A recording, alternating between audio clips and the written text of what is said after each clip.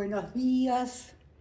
Bueno, vamos a continuar ahora con el tema de las nuevas derechas. En los pasados encuentros sobre este tema hemos hablado del contexto en que surgen, luego de sus características, y ahora nos vamos a ocupar del por qué tienen tantos seguidores. Y nada más oportuno, ya que el domingo pasado aquí en Argentina hubo elecciones legislativas y asombró la alta adhesión que tuvo La Libertad Avanza, expresión local de esta tendencia. Como ya advertí, estos textos que estoy exponiendo fueron escritos varios meses atrás, por lo que, dado el ritmo acelerado de los acontecimientos, van siempre detrás de los hechos. Trataré entonces de esquivar esa dificultad haciendo siempre las aclaraciones del caso. Ante todo, aclaro ahora que comienzo aquí hablando en general de estas derechas ultras.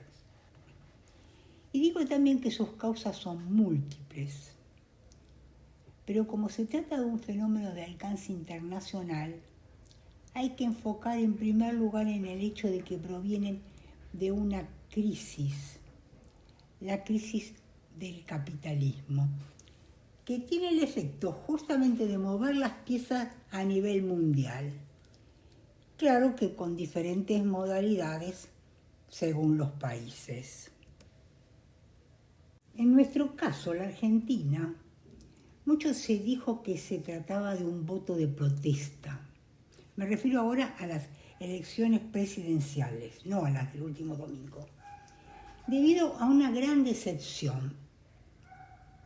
En verdad no coincido exactamente con esa posición. Las causas, como decía y voy a mostrar, son múltiples y habría que deslindar entre diferentes franjas. Por una parte, existe una fuerte polarización, peronistas y antiperonistas. Y en esos casos es difícil que se migre de un lado a otro, de los dos polos, ya que las identificaciones no mudan tan fácilmente. Pero existen a la vez otras fracciones que no pertenecen a ninguno de esos dos polos, que sí se caracterizan por una permanente oscilación. En general se inclinan por posiciones no oficialistas, posiciones de protesta por el llamado voto castigo, o bien se identifican como no políticos. Entre ellos se halla también la fracción de los abstencionistas, motivados en general por la sensación de que no es necesario votar porque no hay entre qué elegir, lo cual en palabras puede traducirse también por el clásico "a mí no me interesa la política". Pero decíamos que la respuesta al porqué de la adhesión es multicausal. Hay que agregar que tal vez a ese movimiento de péndulo oscilante se suma la ilusión de novedad, del gusto de diferenciarse, de ser original. A veces se le suma, como decíamos, el rechazo a la política, se dicen apolíticos, y no es gente que se caracterice por estar bien informada, sino que captan al vuelo uno que otro mensaje, discurso, relato y adhieren porque este se presenta como un discurso de resistencia, de oposición, de no a algo, o bien como una utopía. Durante la pandemia el no era a la cuarentena y de ahí la cantinera de la libertad. Libertad negativa, de subvertir, de romper. Ahora también la libertad avanza, se presenta con la pseudo-utopía de la libertad, ya lo lleva en su nombre, acompañada de la idea de que la pureza está del lado del capitalismo.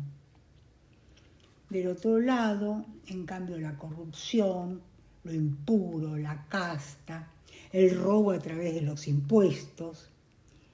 Y la rebelión entonces aparece del lado de la derecha, en nombre de la libertad, de lo nuevo. Y esto se da más que nada en las nuevas generaciones, ávidas de novedad, y más aún entre los varones. Y aquí la pregunta, ya más en profundidad, hinca en lo político.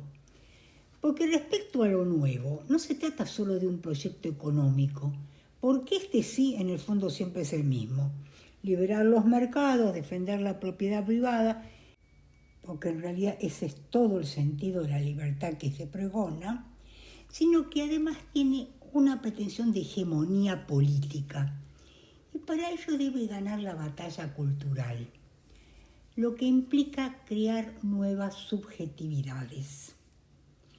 Se trata de un movimiento que no solo se impulsa desde arriba, por obra del líder, sino que también se teje desde abajo. Pero no a través de grandes manifestaciones que supongan un llamado a lo colectivo, sino algo que se mueve en el ámbito privado, en el mundo de lo digital, de las redes, donde se le habla al individuo a través de tweets, hashtags, memes, spots, etc.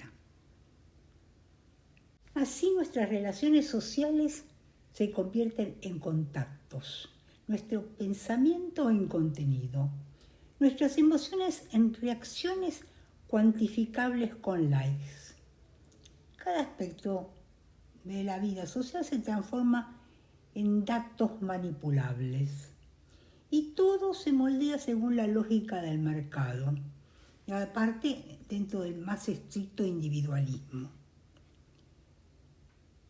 Pero más allá del circuito por el que fluyen y se expresan estas nuevas subjetividades, veamos cómo se conforman, por qué se sienten atraídas por un sistema que las excluye. Y aquí quiero hacer referencia a algunos conceptos que ya hemos visto, tanto de Marx como de Gramsci. Y bueno, y los remito a los encuentros que hemos tenido sobre esos pensadores. Marx, en la ideología alemana, decía que la ideología surge de las condiciones materiales de existencia, o sea, de las relaciones que se establecen en el mismo proceso productivo. Por poner un ejemplo, la relación capitalista-trabajador. Relaciones que parecen ser eternas, pero son históricas.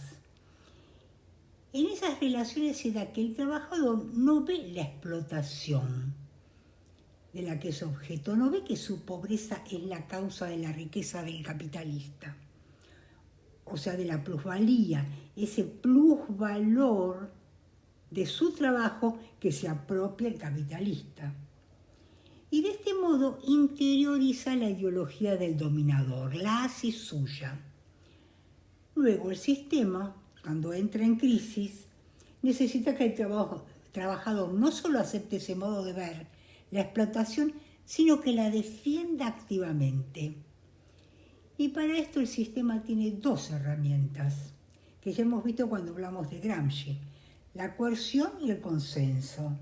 O sea, por una parte la violencia directa, que se expresa en represión y otro tipo de medios, y la violencia simbólica.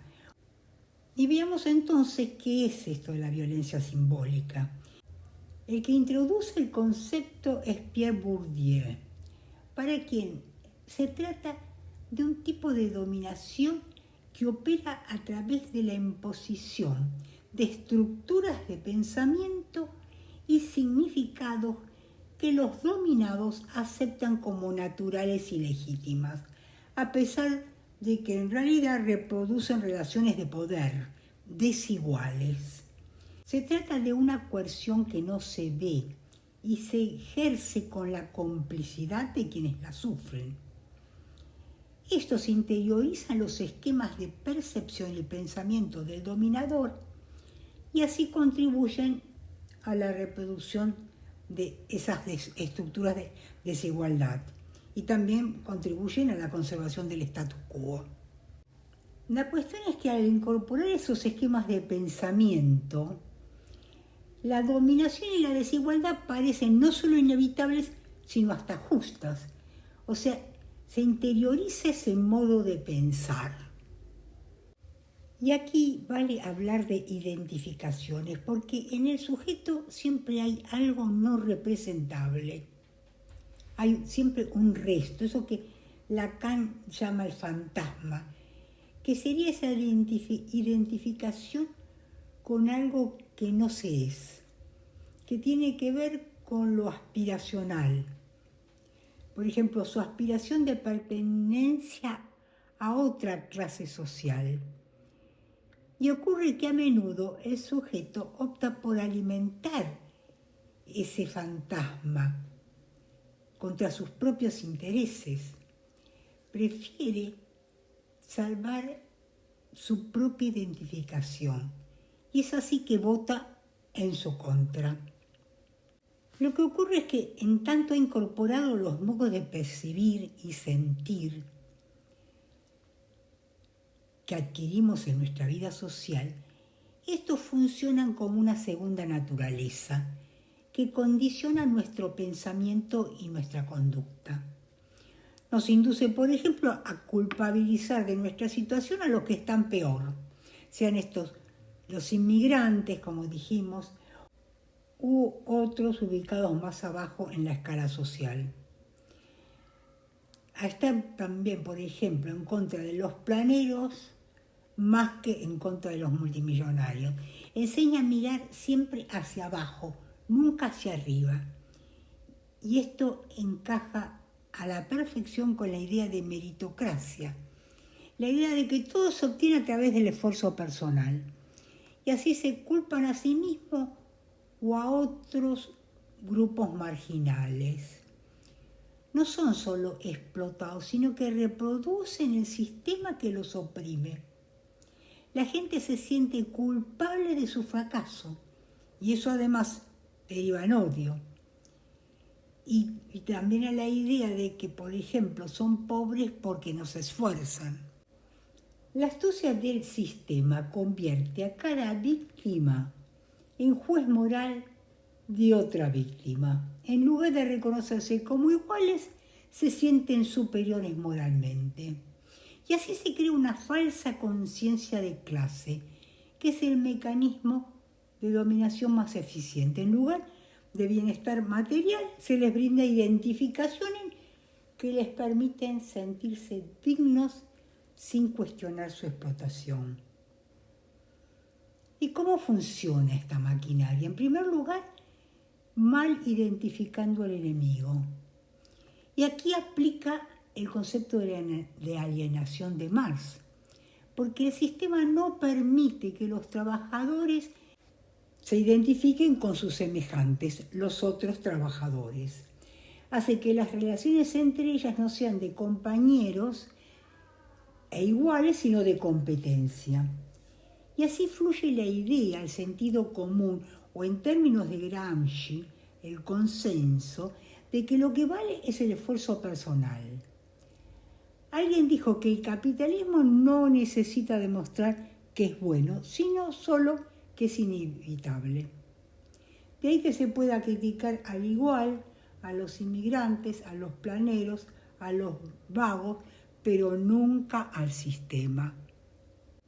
Aquí podría aplicarse la noción hegeliana de lucha a muerte por el reconocimiento. Esto lo hemos visto en las clases sobre Hegel, por lo que los remito a ellas, en particular la titulada Dialéctica del amo y el esclavo.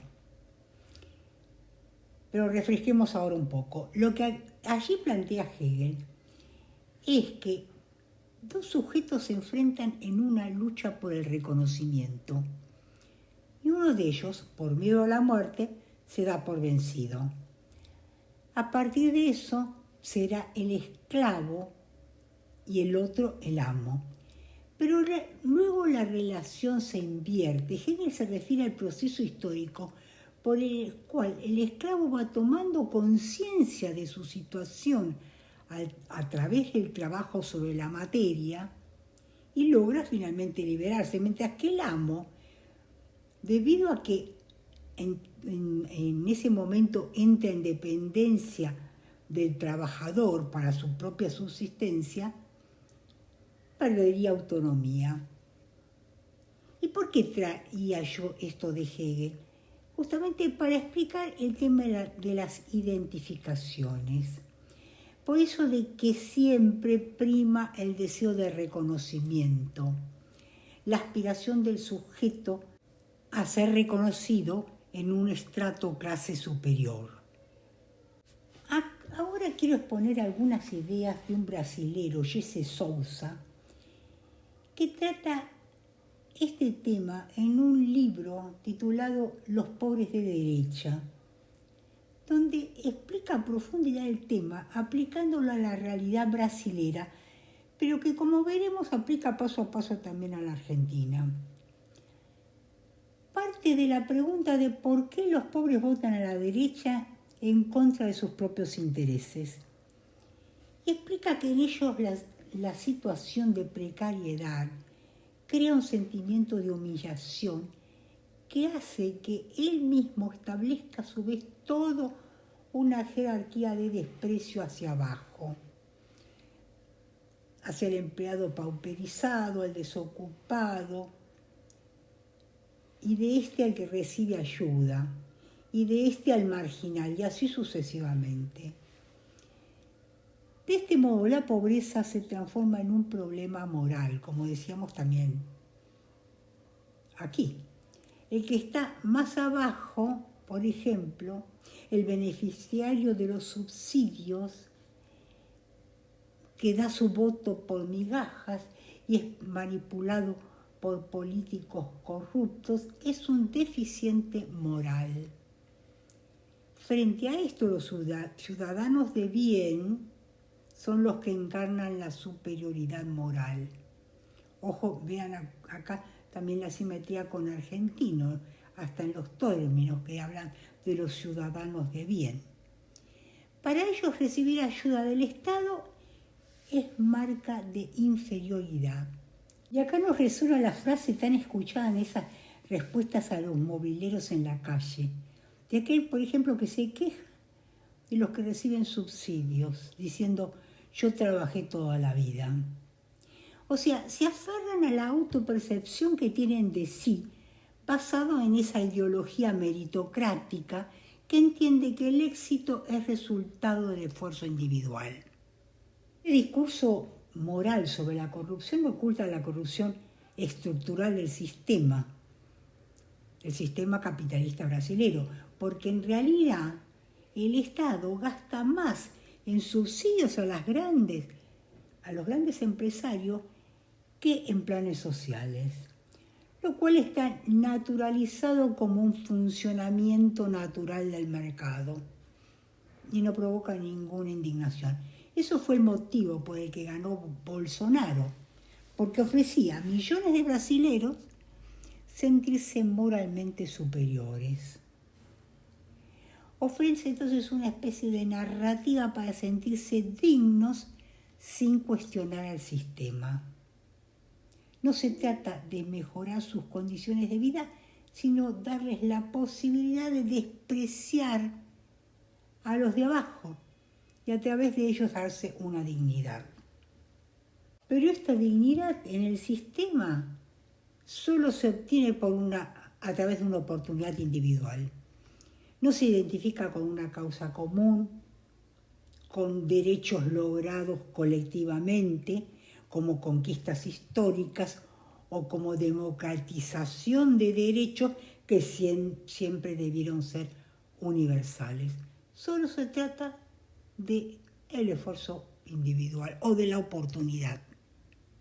Y aquí, sin embargo, dice Souza que la propuesta liberal de más educación no es la solución. No solo es inútil, sino contraproducente, porque la humillación social no se combate con más información.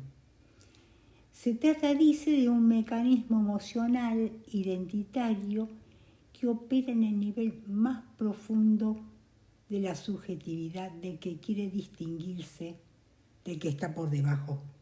Y por supuesto que no va a cambiar su voto porque le digan que ese discurso neoliberal aumenta la desigualdad. Prefiere afirmarse en su identidad antes que aceptar una nueva información. Los programas de concientización y educar al pueblo son ineficaces y contraproducentes, dice Sousa, porque refuerzan la jerarquización. Ahora bien, esto yo lo considero discutible, porque justamente los programas de concientización tienen un rol esencial. Es más, son condición sine qua non para diseñar estrategias alternativas de construcción de dignidad. Por ejemplo, como la construcción de poder colectivo y de creación de narrativas. Entonces, ¿qué hacer? Es verdad que la dignidad no se construye desde arriba, sino a través de luchas concretas, colectivas, donde se descubre la capacidad de transformar la realidad. Pero no es cierto que la lucha cultural sea contraproducente, ya que es a partir de esta lucha que se construyen las narrativas. Las estrategias a aplicar deben entonces cubrir 3 aspectos: mejora material concreta, construcción de organizaciones populares y narrativas en las cuales los oprimidos puedan reconocerse como sujetos políticos capaces de transformar la realidad. Pero para ello es necesario la concientización.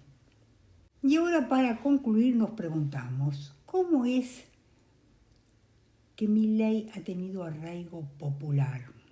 O sea, la libertad avanza. ¿De dónde viene esa atracción? ¿Desde cuándo las consignas pueden ser superávit fiscal, déficit cero, baja de la inflación, o ciertos instrumentos como las fake news, los insultos, la represión?